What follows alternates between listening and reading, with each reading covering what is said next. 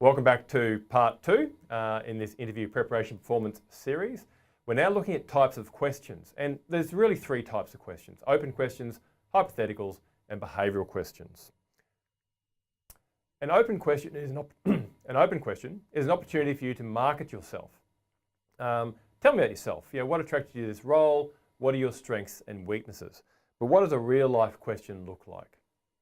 A real life question might be, why is it important to follow guidelines and procedures? Or what are the three attributes? To help make this more realistic, I have Rhonda Beggs here, School of Nursing, to give us a bit of a practical perspective on these questions. Hello everybody.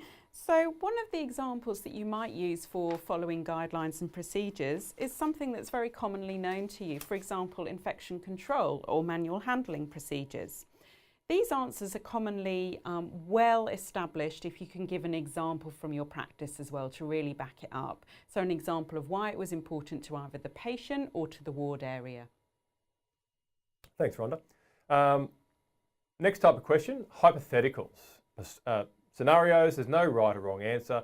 They're looking to see how you think on your feet. They normally start with a what would you do if type introduction. They can deal with all sorts of areas.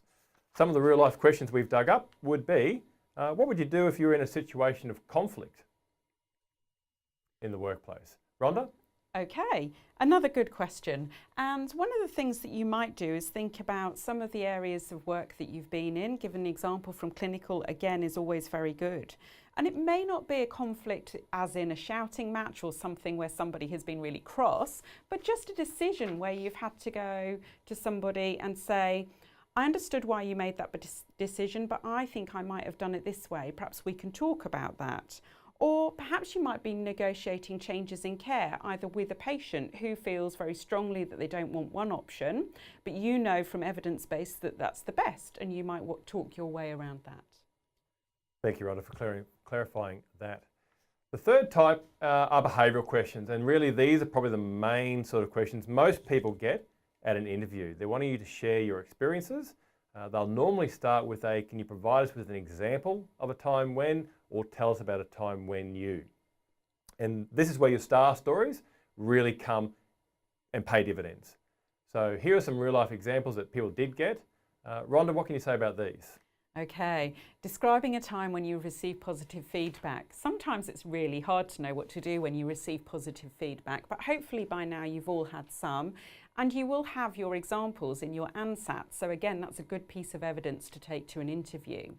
So describe how you felt, what the situation was, how that made you feel when you received the positive feedback, and why you reflected on that and what that gave you in terms of your learning for future. That's a really good example for that. Thanks, Rhonda. So they're the three main sorts of questions. What are the three main types of questions you might get asked at an interview, and how are you going to go about preparing for them? So to summarise, in terms of preparing for your interview, role research is really important. Understand what the main sorts of skills are they're looking for. Know about the organisation that you're going to, the hospital, the health service. What's their reputation? What do they stand for? And be up to date with happenings in your career. It's just professional, and really focus on those star stories. They're going to be what helps you convince the interviewer that you really are the graduate nurse for the job.